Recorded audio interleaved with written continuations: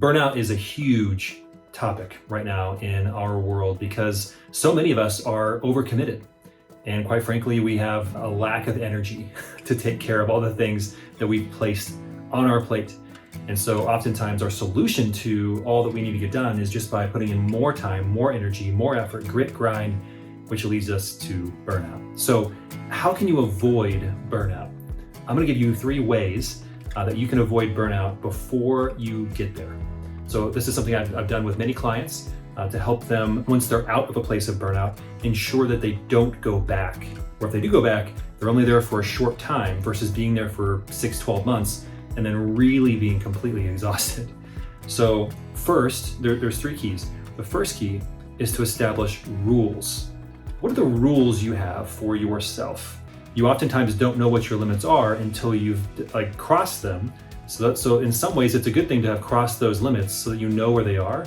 But think back to your schedule, think back to things that you take on, things that you put into your calendar on a consistent basis, and put some rules in place to ensure that you don't go into a place of burnout. It's kind of like having guardrails in a sense. That's key number 1. Key number 2 is rhythms. So rules, what are your rules, the things that you won't bend on? And the second one is rhythms. Rhythms is more about things in your schedule on a routine basis, either weekly or daily or monthly, even quarterly, that help keep you on track. So it's kind of like the dotted line in the middle of the road. The guardrails keeps you from going off the cliff with the rules. The rhythms help keep you in the center of the lane versus starting to veer off towards the guardrail. So a rhythm might be a morning routine or an evening routine on a daily basis. A rhythm might be something on a weekly basis where you take time to reflect or refresh. So for example, I don't do any work on Sundays, and I don't do any errands. I don't do anything on Sundays that's trying to be productive. Now, sometimes I break that rhythm, but for the most part, I don't, because I know that on a weekly basis, I need to make sure I am refreshing myself, even though there's a million things I could be doing. I try to keep that rhythm in place because it prevents me from burning out. We as human beings need rhythms of renewal and rest. Most people don't talk about that, but we are built that way. We have limits. Without rhythms, we find ourselves in a place of burnout again.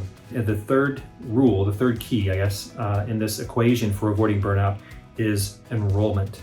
You have to enroll other people in your life, people in your family, friends, colleagues, people you trust, to say, hey, look, I oftentimes have a way of running myself through a wall. I have a way of getting to a place of burnout oftentimes, and I need you to pay attention to some of these warning signs, some of these red flags that are oftentimes indicators, right? So these are like the road signs, to keep with our analogy. These are indicators telling you, hey, there's a cliff coming, you need to stop, road closed ahead, and if you keep going, you're gonna crash.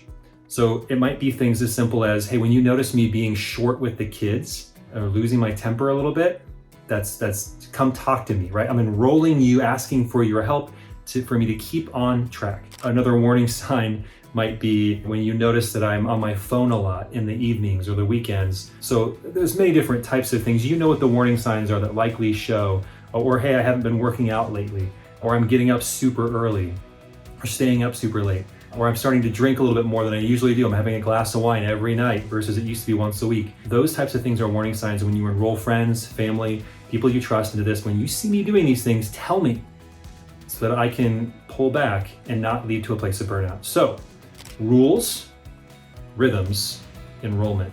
There are your 3 key ingredients to preventing burnout in the future.